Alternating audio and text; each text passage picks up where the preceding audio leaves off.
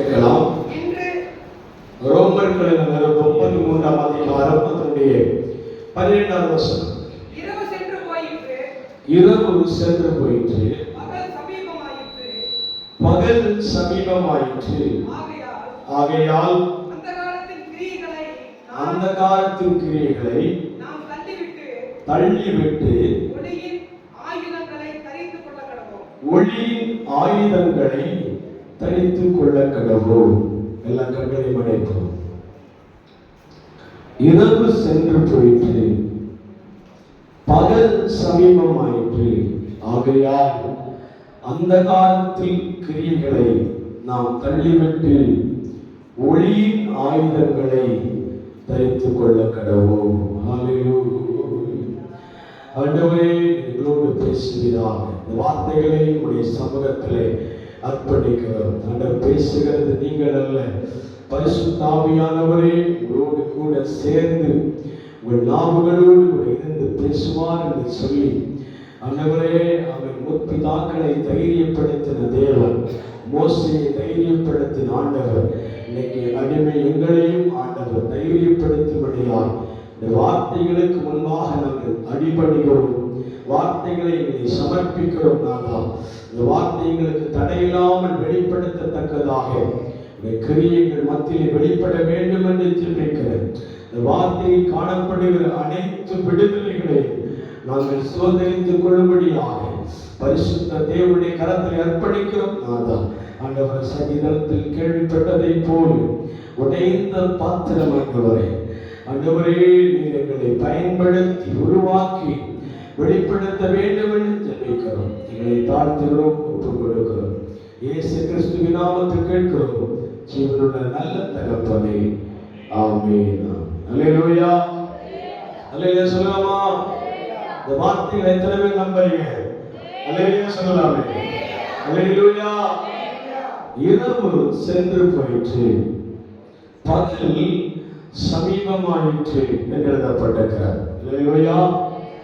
இரவு அவன் சென்று போயிற்று, பகல் சமீபமாக இருக்கிறது. நாம் எல்லாரும் தெரிந்த காரியம்தான். அவன் நம்முடைய உலக வழக்கத்திலே காணப்படுகிற காரியங்களிலே இரவு மறைந்து போனால் வெளிச்சம் வரும், வெளிச்சம் கடந்து வரும். அதே போல ஒரு இரவு இருக்கிறது என்றால் ஒரு பகல் காலத்தை நாம் என்ன செய்கிறோம்? பார்க்க முடியும். அதே போல அவன் தேவன் தான் இந்த இரவையும் பகலையும் என்ன செய்திருக்கிறார்? வெவ்வேறாக பிரித்திருக்கிறார். அல்லேலூயா, அல்லேலூயா சொல்லலாமா? இந்த 13ஆம் அதிகாரத்திலே வாசிக்கும் போது அப்போஸ்தலனாகிய பவுல் அவன் ரோமபுரியில் இருக்கிற சபைகளுக்கு நிருபம் எழுதும் போது அவர் இந்த வார்த்தைகளை உச்சரிக்கிறார். நீங்கள் அறிந்து கொள்ள வேண்டிய ஒன்று, நித்திரை விட்டு எழுந்திருக்கத்தக்க வேண்டியதாயிற்று என்று நாம் காலத்தை அறிந்தவர்களால் இப்படி நடக்க வேண்டும். நாம் விசுவாசிகளான போது ரட்சிப்பு சமீபமாய் இருக்கிறதை பார்க்கிறோம். இப்பொழுது அது நமக்கு அதிக சமீபமாயிருக்கிறது. ஆகையால் இரவு சென்று போயிற்று. அல்லேலூயா சொல்லலாமா? அல்லேலூயா சொல்லலாமா? அப்ப தேவ பிள்ளைகளுக்கு ஆலோசனையாக அவர் சொல்லப்படுகிற வார்த்தை, அவன் நீங்களோ இரவு சென்று போகிறது, பகலை நீங்கள் என்ன செய்ய பார்க்கிறீங்க? பார்க்க போக பகல் சமீபமாகிறது அப்படிங்கிறார். முதல் வசனத்தை நீங்கள் வாசித்தால் ஆண்டவராகிய தேவன் தம்முடைய காலகட்டத்தினுடைய அதிகார வர்க்கங்களை அந்த இடத்தில் ஆண்டவர் வெளிப்படுத்துகிறார். அல்லேலூயா சொல்லாமா? அதிகாரத்தில் உண்டாகிற கீழ்ப்படிதல் என்பதை குறித்தும் அவன் 7ஆம் வசனத்திலிருந்து கீழே வாசிக்கும் போது தேவனிடத்திலே நாம் காண்பிக்க வேண்டிய அன்பின் பரிவர்த்தனங்களை குறித்தும் அது கீழே உள்ள வசனங்களை நீங்கள் வாசித்தால் தேவன் உங்களை அந்த காலத்திலிருந்து விடுவித்து ஆச்சரியமான ஒளியை நடத்துகிறவர். அல்லேலூயா சொல்லலாமா? இருக்கிறீங்களா? அல்லேலூயா. ஆனால் இரவு என்ற ஒரு வார்த்தை அந்த இடத்துல வரும்போது நாம் எல்லாரும் நினைக்கிற ஒரு காரியம், சாயங்காலம் 7 மணியிலிருந்து விடியற்காலம் 5:30 மணி வரை வருகிற ஒரு கால சூழ்நிலையை தான் இரவு என்று சொல்லுகிறோம். அல்லேலூயா. பகல் காலத்தை எப்படி சொல்லுகிறோம்? காலை 6:30 மணி முதல் மாலை 6:30 மணி வரைக்கும் இருக்கிற காலை சூழ்நிலைகளை நாம் என்ன சொல்லுகிறோம்? பகல் காலம் என்று சொல்லுகிறோம். அல்லேலூயா சொல்லலாமா? அல்லேலூயா. ஆனால் வேதாகமம் அப்படி நமக்கு சித்தரிக்கவில்லை. இரவு என்ற ஒரு பொருளே கிடையாது. அல்லேலூயா சொல்லலாமா? பகல் என்று சொல்லுகிற ஒரு பொருளே கிடையாது. நம்புறீங்களா? அந்த ஒரு உபதேசம் நினைக்கிறீங்களா? அல்லேலூயா. இரவு என்ற ஒரு பொருள் கிடையாது, பகல் என்ற ஒரு பொருளே கிடையாது. ஆதியாகமம் புத்தகம் 1ஆம் அதிகாரம் 3ஆம் வசனத்தில் 5ஆவது வசனத்தை நீங்கள் வாசிக்கும் போது எதை இரவு என்று பெயரிட்டார், எதை பகல் என்று பெயரிட்டார் என்று எழுதப்பட்டிருக்கிறது. அல்லேலூயா சொல்லலாமா? இரவு இருளை இரவென்றும் பகல் வெளிச்சத்தை பகல் என்றும் பெயரிட்டார். வாசித்து பார்க்கலாம். வெளிச்சத்திற்கு பகல் என்று பெயரிட்டார், இருளுக்கு இரவு என்று பெயரிட்டார். அல்லேலூயா சொல்லலாமா? அப்ப இந்த இடத்திலே வாசிக்கும் போது ஆண்டவர் இருள் என்ற ஒரு பகுதியை இந்த உலகத்தில் படைக்கவே இல்லை. வெளிச்சம் பகல் என்ற ஒரு பொருளை ஆண்டவர் செய்யவில்லை, படைக்கவில்லை. ஆமென் என்று சொல்லுங்கள். சொல்லலாமா? அல்லேலூயா சொல்லிக் கொண்டிருக்க வேண்டும். ஆமென் ஸ்தோத்திரம் சொல்லிக் கொண்டிருக்க வேண்டும். அப்போதான் ஆண்டவர் நம்முடைய கிரியை செய்வார். அல்லேலூயா சொல்லலாமா? அப்போ இரவை எப்படி அடையாளப்படுத்தினார்? இருள் சூழ்ந்திருக்கிற ஒரு பகுதியை இரவென்றும், வெளிச்சம் சூழ்ந்திருக்கிற ஒரு பகுதியை பகலென்றும் ஆண்டவர் அழைத்தார். அல்லேலூயா சொல்லலாமா? அப்ப ஆவிக்குரிய தேவ பிள்ளைகள் இந்த வார்த்தைகளை பயன்படுத்தும் போது எந்த மாதிரி பயன்படுத்த வேண்டுமானால், இருள் பிரதேசங்களை இரவென்றும் சொன்ன தேவன் அவன் வெளிச்சமாய் இருக்கிற பகுதிகளை பகல் என்றும் சொல்லியிருக்கிற தேவன் நம்முடைய ஆவிக்குரிய வாழ்க்கைக்கு இந்த வார்த்தை எப்படி உகந்ததாய் மாறும் என்று சொல்லி வாசிக்கும் போது உன்னத பாட்டு புஸ்தகத்தில் 3ஆம் அதிகாரம் 6 முதல் 8 வரை உள்ள வசனங்களை வாசிக்கும் போது அங்கு எழுதப்பட்டிருக்கிறது, இரவு ஒரு மனிதனை சூழ்ந்திருக்குமானால் அவன் முதலாவது பயப்படுகிறான் என்று எழுதப்பட்டிருக்கிறார். அல்லேலூயா சொல்லலாமா? உன்னத பாட்டு புஸ்தகம் 3ஆம் அதிகாரம் 6ஆம் வசனத்தில் நிறைய வார்த்தைகளை விட்டு அடுத்த வார்த்தைக்கு நேராக கடந்து போகிறேன். வாசிங்கள். உன்னத பாட்டு புஸ்தகம் 3ஆம் அதிகாரம் 6ஆம் வசனம்.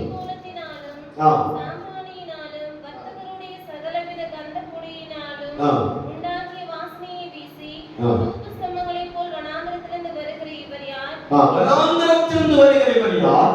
இதோ சாலமோனுடைய மஞ்சம், இஸ்ரவேலின் சௌரியவான்களில் 60 சௌரியவான்கள் அதை சுற்றி நிற்கிறார்கள். சாலமோனுடைய மஞ்சம் வாசிங்க.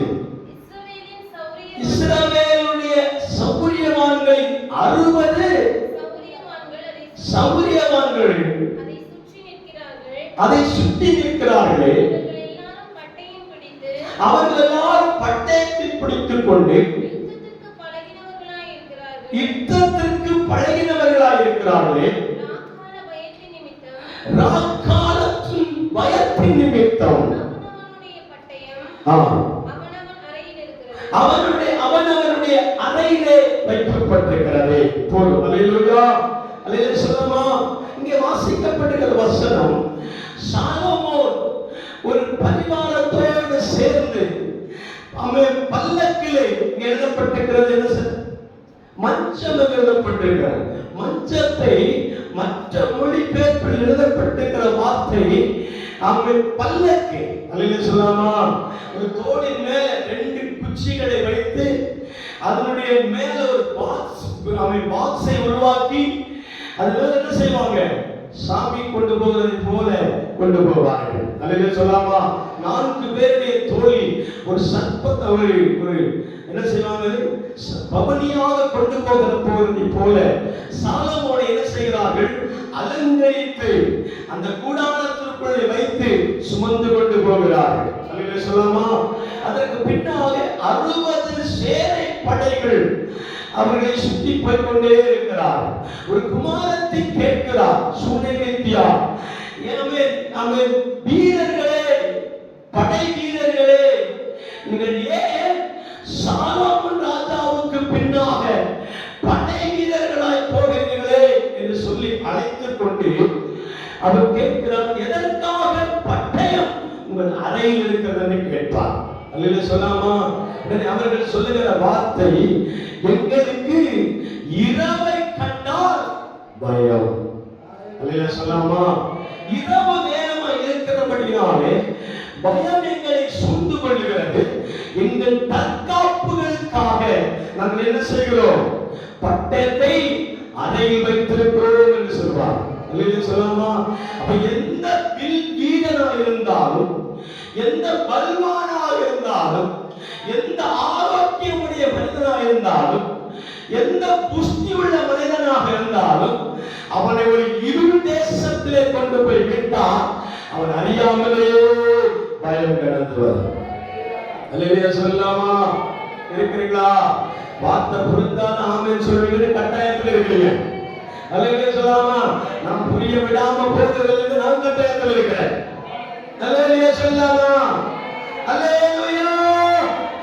பெரிய வீரனாக இருந்தாலும், வில் வீரனாக இருந்தாலும், யுத்த சமர்த்தி உடையவனாக இருந்தாலும், அல்லேலூயா சொல்லலாமா? அவன் சாலமோனை சுற்றி நின்ற 60 வீரர்களும் ஏற்கனவே யுத்த பயிற்சியாளர்கள். அல்லேலூயா சொல்லலாமா? யுத்த பயிற்சியாளர்கள். அந்த பயிற்சி எடுத்துக்கொண்டுதான் ராஜாவுக்கு முன்பாக நிற்க முடியும். அந்த ராஜாவை சுமந்து கொண்டு போக முடியும். அந்த ராஜாவுக்கு பின்னாக பாதுகாவலாக போக முடியும். அல்லேலூயா சொல்லாமா? ஆனாலும் அந்த வனாந்தர வழியாக போகும்போது இரவு அவர்களை நெருங்குகிற நேரத்திலே, இருள் அவர்களை சூழ்ந்து வருகிற நேரத்திலே அவர்கள் சொல்லுகிறார்கள், இரவுக்கு பயந்து, 8வது வசனத்தை வாசிங்கள்.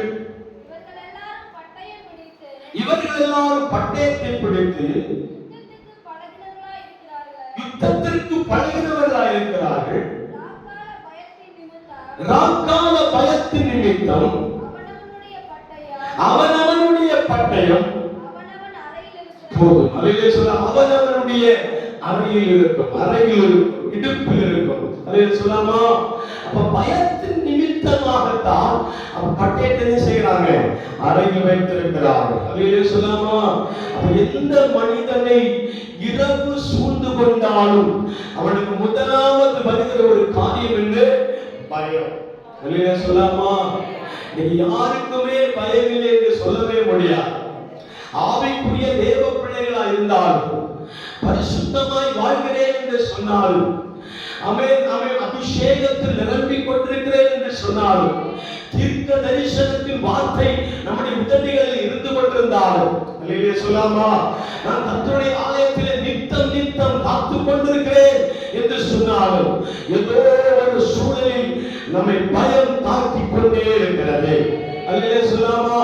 பயம் எதனால் தாக்குகிறது என்றால், கண்ணுக்கு மறைவாய் இருக்கிற காரியங்கள் யாரும் இருளாய் இருக்கிறதை போல அந்த இருளிலே நாம் எப்படி அட்ஜஸ்ட் பண்ண முடியும், எப்படி கடந்து போக முடியும் என்ற ஒரு பயம் உள்ளாக மறைந்திருக்கிறது. அல்லேலூயா சொல்லலாமா? இன்னொரு வசனத்தை வாசிக்க பார்க்கலாம். ஆமென். இரவு ஒரு மனிதனை பயப்படுத்துகிறது. இன்னொரு காரியம், இரவு ஒரு மனிதனுக்கு அனுகூலம் இல்லாமல் இருக்கும். வெளிச்சத்தில் செயல்படுகிறதை போல இருளில் என்ன செய்ய முடியாது, செயல்பட முடியாது. அனுகூலமே இருக்கா, சாதகமே இருக்கா? ஒரு 8 மணி தாண்டிச்சு வைங்க, இந்த ஏரியாவில் கரண்ட் போன உடனே ஐயோ ஐயோ அப்படின்னாங்க. அவங்களுடைய வேலைப்பாடுகளுக்கு என்ன செய்கிறது, தடைகள் உருவாகிறது. அல்லேலூயா சொல்லாமா? அவர்கள் இயல்பான காரியங்களை செய்ய முடியாமல் போகிறார். கரண்ட் போனாலே இருளை குறித்து பயப்படுகிறார். அல்லேலூயா சொல்லாமா? ஒன்று பயம் ஏற்படும், இன்னொன்று அனுகூலம் இல்லாத சூழல் ஏற்படும். சங்கீதக்காரன் 104ஆம் சங்கீதம் 20ஆம் வசனத்தில் எழுதி வைத்திருக்கிறார், இரவு வரும்போது என்ன நடமாடுமா? வாசிங்கள்.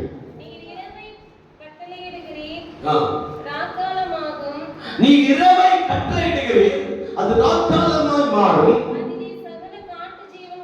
அதிலே சகல காட்டு ஜீவன்கள் என்ன செய்கிறது? நடமாடுகிறது. அல்லேலூயா சொல்லலாமா? அல்லேலூயா சொல்லலாமா? இரவை அவன் அந்த ஒரு முறை கூட வாசிக்கிறோம். நீ இருளை கட்டளையிடுகிறீர், ராக்காலமாகும் போதும். அல்லேலூயா. நீ இரவை கட்டளையிடுகிறீர், அது ராக்காலமாய் மாறும். அந்த இரவிலே என்ன நடமாடும்? காட்டு மிருகங்கள் நடமாடும். அல்லேலூயா சொல்லாமா? பகலிலே நடமாடுகிற மிருகங்களை போல இரவிலே நடமாடுகிறதில்லை. இரவிலே என்ன நடமாடும்? காட்டு ஜீவன்கள், காட்டு மிருகங்கள். அல்லேலூயா. எத்தனை பேர் காட்டு ஜீவன்களை பிடிக்கும்? அல்லேலூயா. காட்டு ஜீவன் எனக்கு முன்னாடி வந்தா அது தடவி கொடுப்பேன் என்று எத்தனை பேர் நம்புறீங்க? அல்லேலூயா. சிங்கத்திலே கூட்டிலே பார்த்திருக்கிறேன், காட்டிலே பார்த்திருக்கிறேன் அப்படிப்பாங்க. அல்லேலூயா சொல்லலாமா? நேர்ல பார்த்திருக்கியா அப்படினாலே உச்சம் தாங்கள் உள்ளம் கால் வரைக்கும் நடுங்கிறதே. அல்லேலூயா. அல்லேலூயா சொல்லலாமா? சமீபத்திலே கூட ஒரு அறிக்கை வெளியிட்டார்கள். என்ன அறிக்கை? ஆனைக்கட்டி பகுதிகளில், மாங்கரை பகுதிகளில், ஆமென், அந்த தடாகம் பகுதிகளில் இருக்கிற ஜனங்களுக்கு ஒரு எச்சரிப்பை கடிதம் அனுப்பினார். என்ன கடிதம்? ராக்காலங்களிலே யாரும் என்ன செய்யாதீங்க, வீட்டை விட்டு வெளியே வராதீர்கள். ஏன்னா இரவு நேரத்திலே சிறுத்தைகள் நடமாடுகிறது. அல்லேலூயா. மலை பகுதியில் இருக்கிற ஜனங்களுக்கு எல்லாம் அவ்வப்போது அறிவிப்பு கொடுப்பார்கள், அவை சிறுத்தைகள் நடமாடுகிறது. இப்ப சமீபத்திலே ஒரு அறிக்கை கொடுத்தார்கள். என்ன அறிக்கை? காட்டு பன்றிகள். அல்லேலூயா. காட்டு பன்றிகள் ஊருக்குள்ளே புகுந்து விளைநிலங்கள் எல்லாம் என்ன செய்கிறது? நாசப்படுத்துகிறது. அதனால என்ன செய்ய? இரவை பத்திரமாய் இருங்கள், இரவிலே பத்திரமாய் வீடுகளிலே பதுங்கி இருங்கள், வெளியே வராதீங்க அப்படின்னு சொல்லி அவர்கள் அறிக்கையிடும் போது உங்களுக்கும் எனக்கும் தேவனாகிய கர்த்தர் ஒரு காரியத்தை சொல்ல விரும்புகிறார். ராக்காலம் என்பது நம்முடைய வாழ்க்கையிலே சந்தோஷமான காலம் அல்ல. ராக்காலங்களிலே காட்டு ஜீவன்கள் நடமாடுகிற நேரம். அல்லேலூயா சொல்லாமா? அல்லேலூயா சொல்லாமா? நம்மை பீறி போடும்படியாக, நம்மை அழித்து விடும்படியாக, நம்மை நம்மை கொன்று விடும்படியாக, நம்மை சாகடிக்கும்படியாக சில காட்டு ஜீவன்கள் என்ன செய்யப்படுகிறது? நடமாடுகிறது. அல்லேலூயா சொல்லாமா? அல்லேலூயா சொல்லாமா? அப்போ தேவ சமூகத்தில் இருக்கிற தேவ பிள்ளைகள் புரிந்து கொள்ள வேண்டும். இரவு நேரத்திலே காட்டு ஜீவன்கள் எப்படி தேசத்தை சூறையாடுகிறதோ, நம்முடைய ஆவிக்குரிய வாழ்க்கையிலே கொஞ்சம் இருள் வருமானா, கொஞ்சம் இரவு வருமானா, அந்த இரவிலே நாம் ஜாக்கிரதையாக இருக்க வேண்டும். அல்லேலூயா சொல்லாமா? காட்டு ஜீவன்களுடைய நடமாட்டம் அந்த இடத்திலே காணப்படும். அல்லேலூயா சொல்லாமா? காட்டு ஜீவன்கள் நடமாடும் போது யாரும் வெளியே வர முடியாததை போல உங்களுடைய வாழ்க்கையில சில கட்டங்கள், சில சூழ்நிலைகள் நீங்களும் நானும் உன்னதமான தேவனுடைய மறைவிடத்திலே காணப்பட வேண்டும். அல்லேலூயா சொல்லாமா? அல்லேலூயா சொல்லாமா? சங்கீதக்காரனாகிய தாவீது சொல்லுகிறார், எனக்கு ஆண்டவர் புல்லுள்ள வெளிகளை தந்திருந்தாலும், அமர்ந்த தண்ணீரை என்னை கொண்டு போயிருந்தாலும், ஒரு இரவு என்கிற ஒரு சூழல் என்னை கடந்து வந்து கொண்டே இருந்தது. அல்லேலூயா. என்னுடைய மொழியை புரிந்திருந்தால் நீங்கள் ஆமென் சொல்வீர்கள், புரியாதவர்கள் சொல்வீர்கள். அல்லேலூயா சொல்லாமா? அல்லேலூயா சொல்லாமா? 23ஆம் சங்கீதத்தை வாசித்து பாருங்கள். 23ஆம் கர்த்தர் என் மேய்ப்பராய் இருக்கிறார், நான் தாட்சியடையேன். அவர் என்னை புல்லுள்ள இடங்களில் மேய்த்து அமர்ந்த தண்ணீரை என்னை நடத்துகிறார். யாருக்கு வேண்டுமானாலும் அந்த வார்த்தை ஒரு குழுமையாக இருக்கும். அல்லேலூயா. கர்த்தர் என்ன செய்ய போகிறார்? அவரை புல்லுள்ள இடங்களில் மேய்க்கிறார், அமர்ந்த தண்ணீரை நடத்துகிறார். எல்லாரும் விரும்புகிற ஒரு பகுதி தான். அந்த கீழே உள்ள வசனங்களை வாசித்து பாருங்கள். அவர் என்னை மரண இருள் பள்ளத்தாக்கில் நடத்தினார். அல்லேலூயா. ஒரு தேவ மனிதனுடைய வாழ்க்கையிலே கிராஸாய் போகும்படி ஒரு இருள் கடந்து வரும். அல்லேலூயா. எப்போதும் புல்லுள்ள வழிகளிலே ஆண்டவர் நடத்துவதில்லை.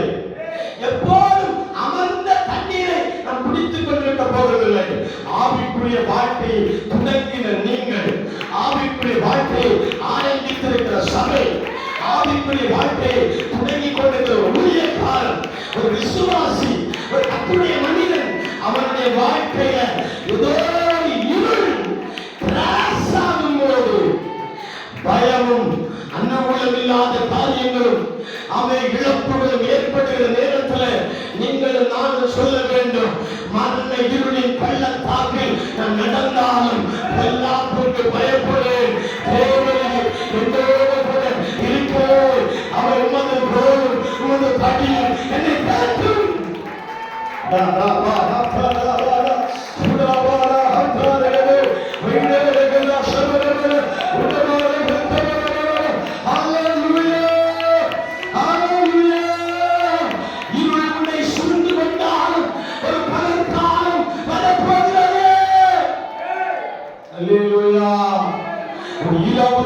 உங்கள் மத்தியிலே வெளிப்பட்டிருந்தாலும் ஆண்டவர் இரவிலேயே உங்கள் வாழ்க்கையை கடத்திவிட மாட்டார்.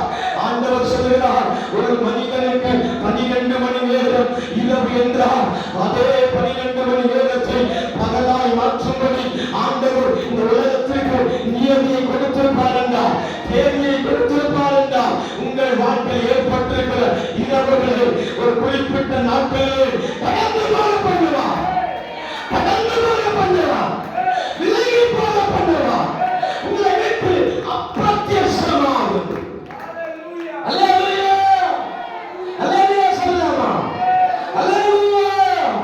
அப்ப தேவன் சொல்லுகிற வார்த்தை பாருங்கள், இரவு கடந்து போகும், பகல் சமீபமாகும். அல்லேலூயா, அல்லேலூயா சொல்லலாமா? இன்னொரு வார்த்தை எழுதப்பட்டிருக்கிறது. அவன் எரேமியா தீர்க்கதரிசியின் புஸ்தகம் 49ஆம் அதிகாரம் 9ஆம் வசனத்தை வாசிப்போம். எரேமியா தீர்க்கதரிசியின் புஸ்தகம் 49ஆம் அதிகாரம் 9ஆம் வசனம்.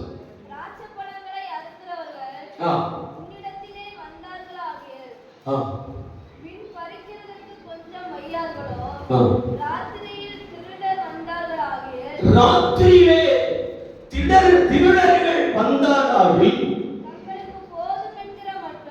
தங்களுக்கு போதும் என்கிற மட்டும் கொள்ளையடிப்பார்கள் அல்லவோ. அல்லேலூயா சொல்லாமா? ராக்காலம் ஒரு மனிதனை சூழ்ந்து கொள்ளுமானால் அவனுக்கு முதலாவது வருகிற காரியம் பயம் உண்டாகும், இரண்டாவது அனுகூலம் இல்லாமல் இருக்கும். அல்லேலூயா சொல்லாமா? மூன்றாவதாக நாம் சிந்தித்தோம், காட்டு ஜீவன்கள், காட்டு மிருகங்கள் அவை அந்த தேசத்தில் நடமாடும். நம்முடைய வாழ்க்கையிலே காட்டு ஜீவன்கள் நடமாடிக்கொண்டே இருக்கும். அவை நான்காவது ஒரு காரியத்தை இப்போது தியானித்தோம். என்ன வார்த்தை? அவை நீங்கள் இரவை சூழ்ந்திருப்பீர்களானால் இரவிலே என்ன நடக்குமா? திருடர்கள் அதிகமாயிருப்பார்கள். அல்லேலூயா சொல்லாமா? கொள்ளையடிக்கிறவர்கள் அதிகமாயிருப்பார்கள். இரவு ஒரு மனிதனுடைய வாழ்க்கையிலே கடந்து வருமானால் அவன் கொள்ளையடிக்கப்படுகிற ஏற்ற நேரம் என்ன நேரம்? இரவு நேரம். அல்லேலூயா சொல்லாமா? உங்க வாழ்க்கை இரவை சாதாரணமாய் நினைக்க கூடாது. அல்லேலூயா. உங்கள் வாழ்க்கையிலே கடந்து வருகிற இருளை சாதாரணமாய் நினைக்க கூடாது. நீங்கள் மயங்கி போகிற நேரத்திலே, தூக்க மயக்கம் வருகிற நேரத்திலே, அவன் கண்மயங்கி இருக்கிற நேரத்திலே திருடர்கள் வருவார்கள். அல்லேலூயா சொல்லாமா? எச்சரிக்கைக்குள் ஒரு தீபாவளி சீசன் வருகிற நேரத்தில் அவன் சூலூர் பஸ் ஸ்டாண்டில் இருந்து வாங்கியம்பாளையம் வரைக்கும் என்ன செய்து வைப்பாங்க? அவன் ஸ்பீக்கர் வைப்பாங்க, ஸ்பீக்கர் வைத்திருப்பாங்க. அவன் அந்த சூலூர்ல இருந்து ரங்கநாதபுரம் வரைக்கும் ஸ்பீக்கர் வைத்திருப்பாங்க. என்ன ஸ்பீக்கர்? போலீஸ் ஸ்டேஷனுடைய அறிவிப்பு. நீங்கள் ஊர்களுக்கு போவீர்கள் என்றால் உங்களுடைய வெளியேற்ற பொருட்களை பத்திரமாக என்னிடத்தில் கொண்டு வாருங்கள் சொல்லுவாங்க. அல்லேலூயா. அல்லேலூயா சொல்லாமா? நீங்கள் ஊர்களுக்கு வெளியூர்களுக்கு போகும்போது உங்கள் உடைமைகளை என்ன செய்யுங்க? பத்திரமா லாக்கப்ல வைத்துருங்க. அது சேஃபா இருக்கும். ஏன்னா இந்த காலத்திலே தான் திருடர்கள் வருவார்கள். அல்லேலூயா சொல்லாமா? நீங்க முழித்திருக்கும் போது அவன் ரெண்டு கண்மையை விரித்து வைத்து அதுல ஓலைக்குச்சியை வைத்து நெளித்து வைத்திருந்து விழித்திருந்தால், அல்லேலூயா சொல்லாமா? அல்லேலூயா. உங்களை திருடர்கள் எப்படி வேண்டுமானாலும் திருடுவதற்கு இன்னைக்கு சைக்காலஜி படித்து விட்டார்கள். அவன் பெரிய பெரிய டிகிரி படிக்கிறவர்களுக்கு வேலை வாய்ப்பே இல்லையா? வேலை வாய்ப்பு இல்லாதனால் என்ன செய்கிறார்கள்? இந்த தொழிலை கையெடுத்தார்கள். அல்லேலூயா. பூட்டி எப்படி உடைப்பது, அவன் காமனுக்கு எப்படி விதிப்பது, அல்லேலூயா சொல்லாமா? அல்லேலூயா சொல்லாமா? அவன் டெக்னாலஜிகளை எல்லாம் படித்து வைத்திருக்கிறார்கள். இருக்கிறீர்களா? அல்லேலூயா. அந்த திருடர்கள் எந்த நேரத்திலே நம்மிடத்தில் வருவார்கள் என்றால் இரவை எதிர்பார்த்து வருவார்கள். ஒரு வாழ்க்கையில இரவு வருமானால் அந்த வாழ்க்கையை நீங்கள் அசதியாக எண்ணிவிடக் கூடாது. திருடர்கள் ஜாக்கிரதை. கொள்ளையடிக்கும்படியாக ஒரு உடமையை கொள்ளையடிக்கும்படியாக அவர்கள் கடந்து வருவார்கள். அதே போல ஆவிக்குரிய தேவ பிள்ளையா இருக்கிற நீங்கள் அப்போஸ்தலனாகிய பவுல் உங்களை என்னை குறித்து ஒரு எச்சரிப்பு மணியை ஒலிக்கிறார். உபவாசித்துக் கொண்டிருக்கிற நீ உபவாசிக்காமல் இருக்கும்போது, செபித்துக் கொண்டிருக்கிற நீங்கள் செபிக்காமல் இருக்கும்போது, ஆவிக்குரிய ஓட்டத்தில் தளர்ந்து போகிற நீங்கள், அவன் தேவ சமூகத்தில் பிரசன்னமாய் இருக்கிற நீங்கள், தேவ சமூகத்தில் அசதியாக இருக்கிற நேரத்தை பயன்படுத்தி உங்களுடைய கிருபா வரங்களை கொள்ளையடிக்கும்படியா சாத்தான் திருடனை போல வருவான். அல்லேலூயா. அல்லேலூயா. உங்களுடைய ஆவிக்குரிய பொக்கிஷங்களை, உங்களுடைய ஆவிக்குரிய தன்மைகளை, அவன் நல்ல குணங்களை, நல்ல எண்ணங்களை, நல்ல வழிநடத்துதலை, நல்ல சபையை, நல்ல ஆவிக்குரிய போதனைகளை, நல்ல தேவ ஐக்கியங்களை, அபிஷேகத்தை, ஆராதனையை திருடிக் கொண்டு போக முடியாது. பிசாசானவன் திருடனை போல ராக்காலங்கள் இறங்கி வருகிறான். உடாமா சந்தானா ஓடாவானா தீவானா ஹத்தலா திவானவா உடனவனவ சம்பதாவா தீவானாவன தொழவானா இரவை போல கடந்து வருவான். அல்லேலூயா சொல்லாமா? அல்லேலூயா சொல்லாம். அதனாலதான் அந்த ரோமர்கள் நிருபம் 13ஆம் அதிகாரத்தில் நாம் 12ஆம் வசனத்தை வாசித்தோம். ஆனால் நீங்கள் அவன் 11ஆம் வசனத்தை வாசித்தீர்களானால் அங்கே எழுதப்பட்டிருக்கிறது, நித்திரை விட்டு எழுந்திருக்கத்தக்க வேலையாயிற்று. அல்லேலூயா சொல்லாமா? தேவ ஜனமே, ஆண்டவருடைய சமூகத்தில் இருக்கிற கர்த்தருடைய பிள்ளையே, உங்களை பார்த்து சொல்லுகிறேன், இரவு என்ற ஒரு காலம் இந்த சூழ்நிலையில் இருக்கும் வரைக்கும் பகலை பார்க்க முடியாது. அல்லேலூயா. அல்லேலூயா. இரவு என்ற ஒரு சூழல் நம் வாழ்க்கையில் இருக்கிற வரைக்கும் பகலை என்ன செய்ய முடியாது? பார்க்கவே முடியாது. அப்ப நீங்க இரவிலேயே இருந்து கொண்டிருப்பீர்களானா, இருளையே தஞ்சமாய் கொண்டிருப்பீர்களானா, அங்கே காட்டு ஜீவன்கள் நடமாடும். அங்கே பயம் ஒன்றை எப்போதாவது பயம் ஒன்றை நெருக்கிக் கொண்டே இருக்கும். அனுகூலம் இல்லாத சூழ்நிலை கடந்து வந்து கொண்டிருக்கும். அல்லேலூயா. காட்டு ஜீவன்கள் நடமாடும். அல்லேலூயா சொல்லாமா? இப்போது நான் சொன்னேன், திருடர்கள் நடந்து வருகிறதை போல், திருடர்கள் கடந்து வருகிறதை போல், கொள்ளையடிக்கிறவர்கள் கடந்து வருகிறதை போல் உன்னுடைய ஆவிக்குரிய வாழ்க்கைக்குள்ளே புகுந்து, ஆவிக்குரிய வாழ்க்கைக்குள்ளே புகுந்து எல்லா கிருபைகளையும் அவர்கள் திருடி கொண்டு போவார்கள். அல்லேலூயா சொல்லாமா? பிசாசுடைய ஒரு வேலை என்ன தெரியுமா? உங்களுடைய அழகு அவனுக்கு பிரியமல்ல, உங்களுடைய ஆரோக்கியம் அவனுக்கு பிரியமல்ல. அல்லேலூயா. உங்களுடைய செல்வாக்கு அவனுக்கு பிரியமல்ல, உங்களுடைய வீட்டு வாசல் அவனுக்கு பிரியமல்ல, உங்களுடைய கல்வி அவன் அந்தஸ்து அவனுக்கு பிரியமல்ல. அல்லேலூயா சொல்லாமா? அவனுக்கு பிரியமான ஒன்றே ஒன்று காரியம், நீங்க கர்த்தருடைய சமூகத்துல வரக்கூடாது. அல்லேலூயா. கர்த்தரை சேவிக்க கூடாது. ஆண்டவருடைய பிள்ளைகளோடு ஐக்கியத்திலிருந்து அவர்களை கெடுக்க வேண்டும். அல்லேலூயா சொல்லாமா? அந்த எண்ணத்தோடு கூட தான் கடந்து வருகிறார். இன்னொரு வசனம் எழுதப்படுகிறது, உங்கள் எதிராளியாகிய பிசாசானவன் கெர்ச்சிக்கிற சிங்கத்தை போல எவனை விழுங்கலாமோ என்று வகை தேடுகிறார். இல்லை சொல்லமா? இன்னொரு வசனத்தை நான் வாசித்திருக்கிறேன், அவன் கொல்லும் முடிக்கும் அழிக்கவே திருடம். அந்த வசனத்தை வாசிங்கள். திருடன்களை அந்த வசனத்தை சொல்லி வாசிங்க. திருடன் திருடவும் கொல்லவும் அழிக்கவே வருகிறான் என்று வேறொன்றுக்கும் வரான். ஆனால் தேவனோ அது ஜீவன் அடையும், அது பரிபூர்ணம் அடையும் வந்தார் எழுதப்பட்டிருக்கிறது. அல்லேலூயா சொல்லாமா? நம்முடைய சிந்தனை பார்த்து என்ன? அவன் பிசாசானவன், உங்கள் எதிராளியாகியவன், உங்களை திருடுகிறவன். அவன் எப்படி வருகிறான்? உங்களை திருடவும் கொல்லவும் அழிக்கவே வருகிறான். அல்லேலூயா சொல்லாமா? அல்லேலூயா சொல்லாமா? காலத்திலே என்ன நடைபெறும்? திருடர்களுடைய அவன் நடமாட்டம் அதிகமாகும். உபதியா தீர்க்கதரிசன புஸ்தகம் 5ஆம் அதிகாரத்தில் இருள் தேசத்தில் நடக்கிற இன்னொரு காரியம் என்ன தெரியுமா? வழிப்பறி நடக்கும். இந்த வசனம் நான் எழுதி வைக்கவில்லை, நீங்கள் தேடி வாசித்து பாருங்கள்.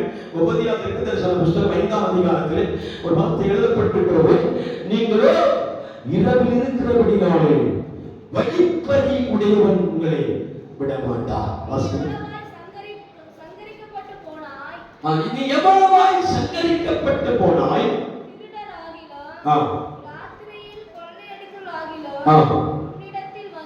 உன்னிடத்தில் வந்தால் தங்களுக்கு போதுமான மட்டும் திருடுவார்கள் அல்லவோ அப்படின்னு சொல்லாமா? நம்முடைய சிந்தனையிலே திருடுகிறவர்கள் வேற லைன். சொல்லாமா? வழிப்பறி இன்னொரு பகுதி. சொல்லாமா? ரெண்டை ஒரே கேட்டகரியில் தான் நம்ம வைத்திருக்கிறோம். ஆனால் திருடுகிறவர்கள் நம்முடைய உடைமைகளை திருடுவார்கள், வழிப்பறி உடையவர்கள் நம்முடைய கரத்தில் இருக்கிற பாதுகாப்பில் இருக்கிறவர்களை தட்டி கொண்டு வருவார்கள். சொல்லாமா? சமீபத்தில் பார்த்தீங்கன்னா உக்கடத்திலிருந்து ராமநாதபுரம் வரதுக்குள்ளாடி ஒரு அம்மாவுடைய செய்தியை தட்டிட்டாங்க. உக்கடத்திலிருந்து ராமநாதபுரம் வரதுக்குள்ளாடி ஒரு சகோதரியுடைய 7 பவுன் நகை என்ன செய்தாங்க, எப்படி எடுத்தாங்கன்னே தெரியல. நம்முடைய அறிவுரை நம்ம பல யோசனைகளை செய்வோம். இழுத்தால் கழுத்து மாட்டி இருக்குமே, வலிக்குமே, ஏதாவது அவன் ஒரு பூச்சி நகர்ந்து போகிறதை போயாவது அடையாளம் இருக்குமே, சுதாரிச்சிருக்கலாமே அப்படின்னு யோசனை வரும். அல்லேலூயா. ஒரு கழுத்துல போடப்பட்டிருக்கிற நகை அல்லது ஒரு செயினை கழற்றும் போது எப்படி அவளுக்கு தெரியாமல் இருக்கும் அப்படி சொல்லி யோசிக்கும் போது அதை விட நுண்ணியமா, அல்லேலூயா, அதை விட நுணுக்காக எப்படி கற்பனை நம்மளுக்கே தெரியும். ராமநாதபுரத்திலிருந்து ஆட்டோ பிடித்து ஏறி பகுதி வழி போகும்போதுதான் ஏதோ நெஞ்சில கை வைத்திருப்பாங்க போல, கழுத்துல கை வைத்திருப்பாங்க போல, பார்த்தா செயினை காணும். அப்பதான் பதறி அடிக்கிறார்கள், அப்பதான் பதறுகிறார்கள், ஐயோ செயினை காணும். இதுவரைக்கும் என்ன பண்ணிட்டு இருந்தாங்க? அல்லேலூயா. ஆனால் தேவ பிள்ளையே, நானும் நீங்களும் உறக்க மயக்கத்தில் இருக்கும்போது, தூக்க மயக்கத்தில் இருக்கும்போது, உங்களுடைய சிந்தனைகள் மாற்று வழிகளை யோசித்துக் கொண்டிருக்கும் போது பின்னாடி ஒருவர் வந்து உங்களுடைய விலையேறப்பட்ட தேவ மகிமை, தேவ கிருபைகளை வழிப்பறி பண்ணுவார். இல்லையா சொல்லாமா? இருக்கிறீங்களா? வழிப்பறி பண்ணிடுவான். அம்மையை அப்படியே எடுத்துக்கொண்டு போவான். உங்களுக்கே தெரியா, திரும்ப வேத வாசிக்கலாம், திரும்பினா வாசிக்க முடியாது. திரும்ப அந்த ஆவிக்குரிய அனுபவத்தை கட்டி எழுப்பலான்னு பார்த்தா திரும்ப முடியாது. ஏன்னா ஏற்கனவே நம்ம போய் பல கடந்து பம்பாய் போயிடும். அல்லையே சொல்லலாமா? அதனால விழித்திருந்து தேவ சமூகத்தில் காத்திருக்கும்படியாக தான் ஆண்டவர் சொல்லுகிறார். இந்த காலத்தில் ஆவிக்குரிய தேவ பிள்ளைகளுக்கு வருகிற ஒரு காரியத்தில் ஒன்று தெசலோனிக்கேயர் புஸ்தகம் 5ஆம் அதிகாரம் 7ஆம் வசனத்தில் எழுதப்பட்டிருக்கிறது, நீங்களோ அதிக நித்திரையுடையவர்களாகாதீர்கள், அது கேடான ஒன்று. தூங்குகிறவர்கள் எப்போது தூங்குகிறார்கள்? ராத்திரியிலே தூங்குகிறார்கள். பகலுக்குரிய நாமும் தெளிந்தவர்களாய் இருந்து விசுவாசம், அன்பு என்னும் மார்க்கவசத்தையும் ரட்சிப்பு போதும். அல்லேலூயா சொல்லாமா? தூங்குகிறவர்கள் எப்போ தூங்குறாங்க? ராத்திரியிலே தூங்குகிறார்கள். ஆனா நம்முடைய கர்த்தருடைய பிள்ளைகள் இன்றைக்கும் தூங்கிக் கொண்டிருக்கிறார்கள். அல்லேலூயா, அல்லேலூயா சொல்லாமா? என் பாஸ்டர், எங்க கஷ்டம் எங்களுக்கு தான் தெரியும். நாங்க வேலை செய்கிறோம், உழைக்கிறோம், ராப்பகலா உழைக்கிறோம், ராக்காலமா எல்லாம் உழைக்கிறோம், பகற்காலமெல்லாம் உழைக்கிறோம். அல்லேலூயா சொல்லாமா? உங்க முன்னாடி பேசிக் கொண்டிருக்கிற எனக்கு வேலை இல்லாம வந்து நின்று பேசிட்டு இருக்கிறோம். அல்லேலூயா சொல்லாமா? எந்த வேலையும் செய்கிறது இல்லை இந்த ஊழியக்காரர். அல்லேலூயா சொல்லாமா? எந்த வேலை வெட்டியும் போகிறது இல்லை ஊழியக்காரர். அப்படி நினைக்கிறீங்களா? அல்லேலூயா சொல்லாமா? அல்லேலூயா சொல்லாமா? எந்த வேலை பாடுகள் நம் சரீரம் நொறுங்க வேலை செய்திருந்தாலும் நீங்கள் புரிந்து கொள்ள வேண்டிய ஒரு வார்த்தை என்ன தெரியுமா? ஆமை எந்த நேரத்திலும் கிறிஸ்துவுக்கு முன்பாக, சபைக்கு முன்பாக, கர்த்தரை ஆராதிக்க முன்பாக, தேவ பிரசன்னத்துக்கு முன்பாக என் கண்களை நித்திரைக்கு ஒப்புக் கொடுக்க மாட்டேன். நித்திரை மயக்கத்திற்கு ஒப்புக் கொடுக்க மாட்டேன். நான் பகலை இரவாக்க மாட்டேன். அல்லேலூயா சொல்லாமா? அல்லேலூயா சொல்லாமா?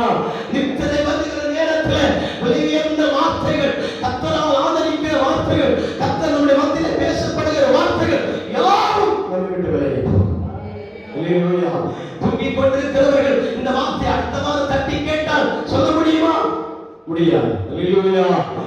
அதனால தான் புருஷனாகிய பவுல் சொல்லுகிறார், நித்திரை விட்டு எழும்பி கர்த்தருடைய வார்த்தையை தியானி, கர்த்தருடைய வார்த்தையை கவனி, தேவன் சொல்லுகிற வார்த்தையை கவனி. அல்லேலூயா சொல்லலாமா? கரங்களை தட்டி கர்த்தரை துதி. எல்லா கரங்களை தட்டி துதிக்கலாமா? அவன் பின்னாடி இருக்கிறார், அவன் முன்னாடி இருக்கிற கர்த்தருடைய பிள்ளைகள் யாரும் கரங்களை தட்டி ஆண்டவரை துதிக்கும் போது அவன் நம்முடைய டயர்னஸ் எல்லாம் மாறி போகும், நம்முடைய சோர்வெல்லாம் மாறி போகும், நம்முடைய நம்முடைய சோர்வுகள் விலகினங்கள் எல்லாம் விலகி போகும். எங்கேயும் இல்லாத ஒரு தூக்க மயக்கம், எங்கேயும் இல்லாத ஒரு டயர்னஸ் ஆண்டவருடைய சமூகத்தில் வருகிறது என்றால் உன் வாழ்க்கையை இருளாக மாற்றுகிறது. அல்லேலூயா. ஒரு சினிமாவுக்கு முன்னாடி உட்கார்ந்தா 3 மணி நேரமும் ஓடு பார்த்துட்டு இருப்போம். அல்லேலூயா. ஒரு பீச்சில் நம்ம குழந்தைகளோடு குடும்பத்தோடு நம்ம ஒரு பீச்சில் செலவழிக்கிறோம், ஆனால் மணிக்கணக்கா நேரம் போறதே தெரியாது. அல்லேலூயா சொல்லாமா? வேடிக்கை ஸ்தலங்களில் சினிமா கொட்டைகளில் எல்லா பகுதிகளில் நீங்கள் போகிறீங்க பாருங்கள், அந்த இடத்தில் எல்லாம் மனிதனுடைய டைம் போறதே தெரியாது. சிலர்கள் கிரிக்கெட்டிலே பைத்தியமா இருப்பார்கள். அல்லேலூயா சொல்லாமா?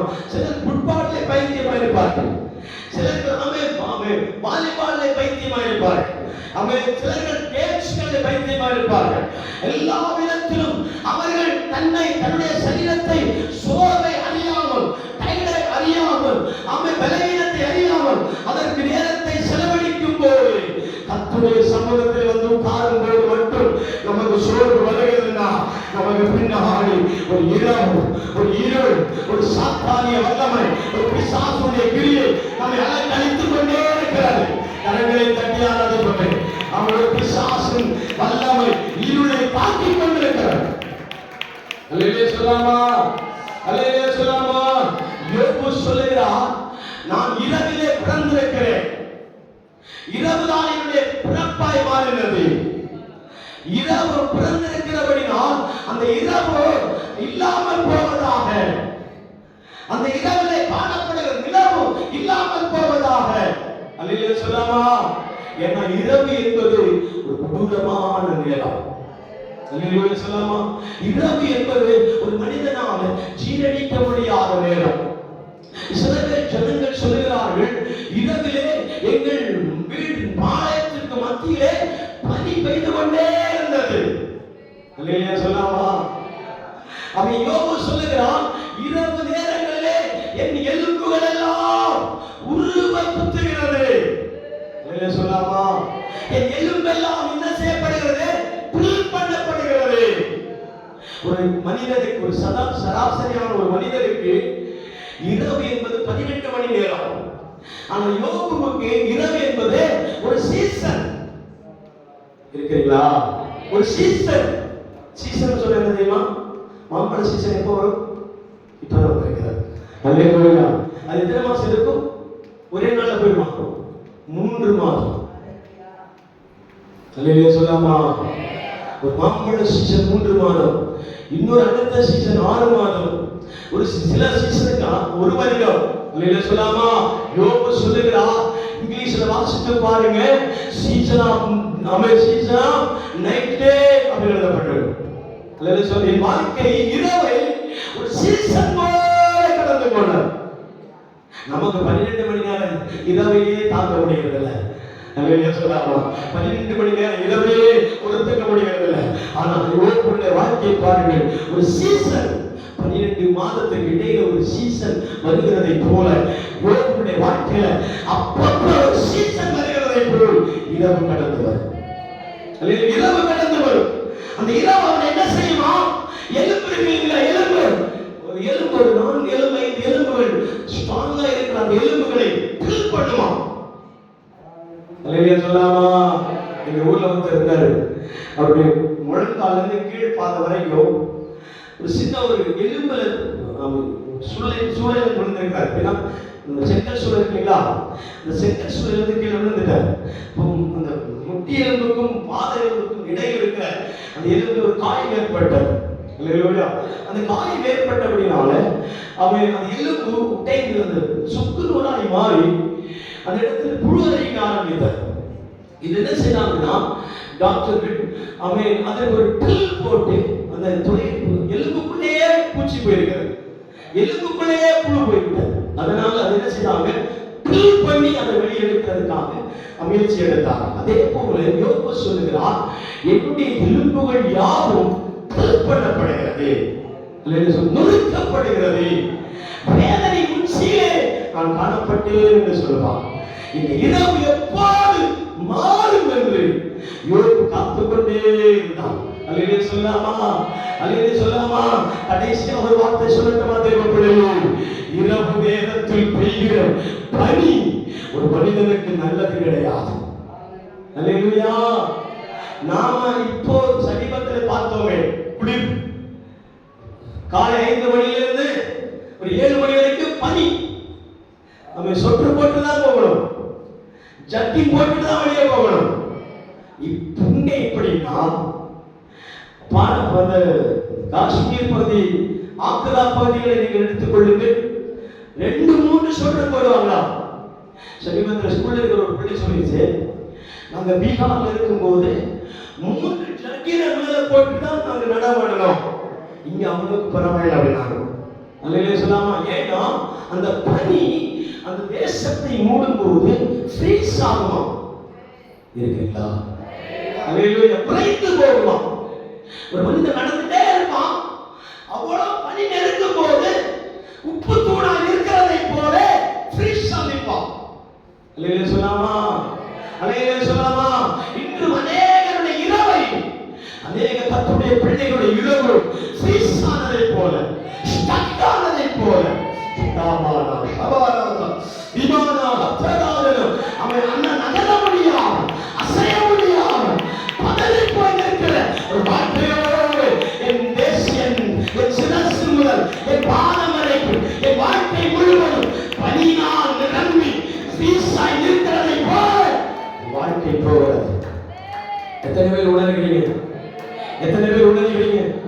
எத்தனை பேர் உணர்வில் அந்த ஒரு வார்த்தை மட்டும் வாசித்து நான் முடிக்கிறேன். வாசிக்க பாருங்க, என்னாகும் புஸ்தகம் 11ஆம் அதிகாரம் 9ஆம் வசனத்தை வாசிங்க. 11ஆம் அதிகாரம் 9ஆம். அநேக வார்த்தையை விட்டு கடைசியா ஒரு வார்த்தை நான் வாசிக்க விரும்புகிறேன். என்னாகும் புஸ்தகம் 11ஆம் அதிகாரம் 9ஆம் வசனம். அவன் தேசத்திலே பாளையத்தின் மத்தியிலே பனி பெய்யும் போது மன்னாவும் அதன் மேல் விழும். அல்லேலூயா சொல்லாமா?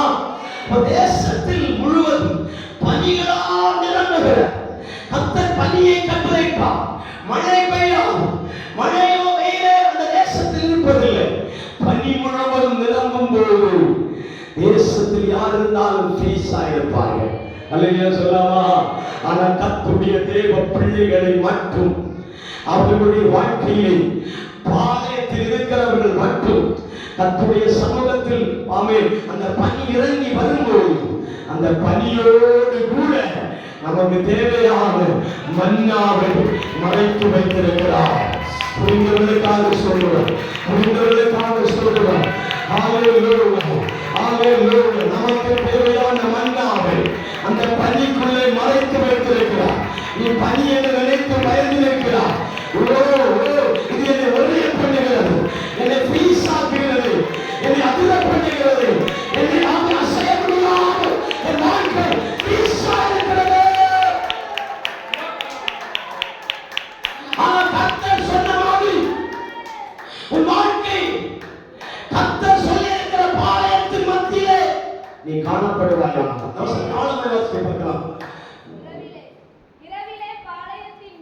இரவிலே பாளையத்தின் மேல் பனி பெய்யும் போது, இரவிலே பாளையத்தில் என் ஆண்டவர் பாளையம் உருவாக்கி கொடுத்தார். எகிப்திலிருந்து செங்கடலுக்கு மத்தியிலே ஆண்டவர் கொண்டு போய் நிறுத்தி கொண்டு ஜனத்தை வேடிக்கை பார்த்தார். ஜனங்கள் திரும்பி திரும்பி பார்த்தா ரெண்டு பக்கமும் மலைகள், முன்னாடி செங்கடல், பின்னாடி பார்வோனுடைய சேனை வருகிறது. அந்த இடைப்பட்ட இடத்தில்தான் ஆண்டவர் என்ன சொல்கிறார்? பாளையத்தை உருவாக்கினார். அல்லேலூயா சொல்லலாமா? நீங்களும் நானும் கர்த்தருடைய பாளையத்திற்குள் இருக்கிறீர்கள் என்றால் அந்த பாளையத்திலே ஆண்டவர் பனியை கட்டளையிடுவார். வெளியில் இருக்கிறவர்களுக்கும் பனி உண்டாகும், பாளையத்தில் இருக்கிறவர்களுக்கும் பனி உண்டாகும், சபைக்கு வெளியில் இருக்கிறவர்களுக்கும் பனி உண்டாகும். பனி நமக்கு தெரியுமா? குளிர் உண்டாகும். ஆனால் பாளையத்தில் இருக்கிறவர்களுக்கு பனி உண்டாகும். ஆனால் பாளையத்தில் இருக்கிறவர்களுக்கு மட்டும் பனியோடு கூட தேவையான மன்னாவும் ஆண்டவர் கட்டளையிடுகிறார் என்றால் உங்கள் வாழ்க்கையில் தேவையான மன்னாவும் கர்த்தர் கொடுப்பார். மன்னா கர்த்தருடைய வார்த்தை, மன்னா ஆறுதலின் வார்த்தை, மன்னா விடுதலையின் வார்த்தை, மன்னா அற்புதத்தின் வார்த்தை.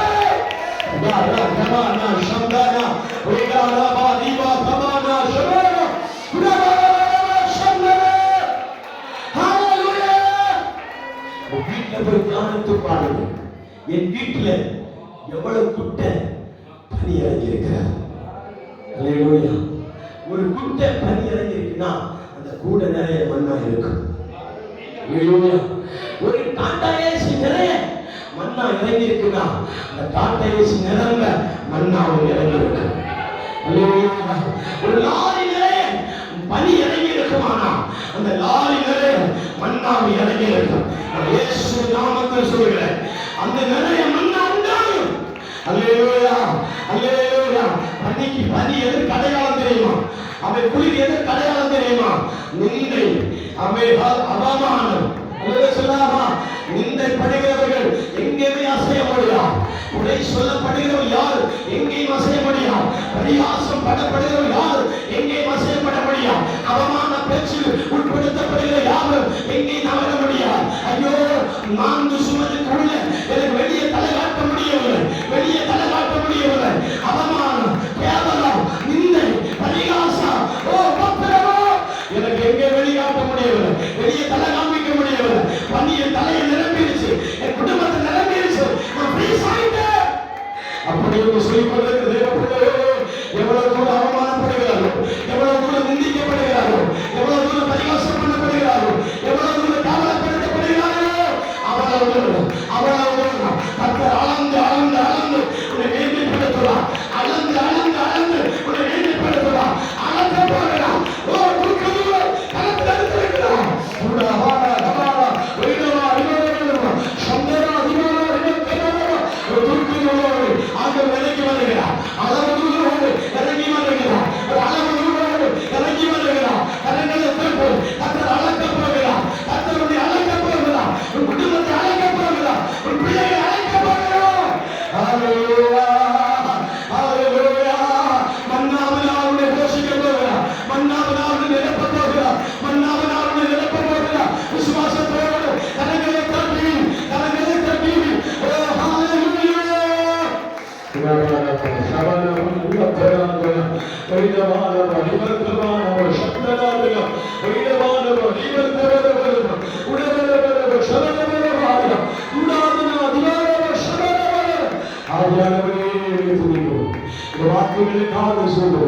இந்த மன்னாவுக்காக சொல்கிறோம், இந்த மகிமைக்காக சொல்கிறோம், இந்த உயிர்ப்புக்காக சொல்கிறோம்.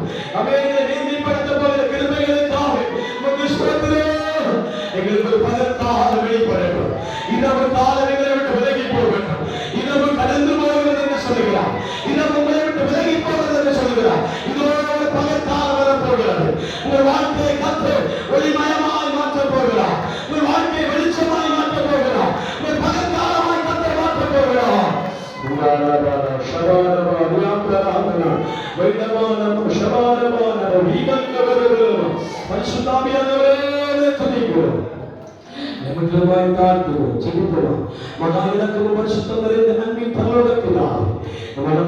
சந்தோஷமான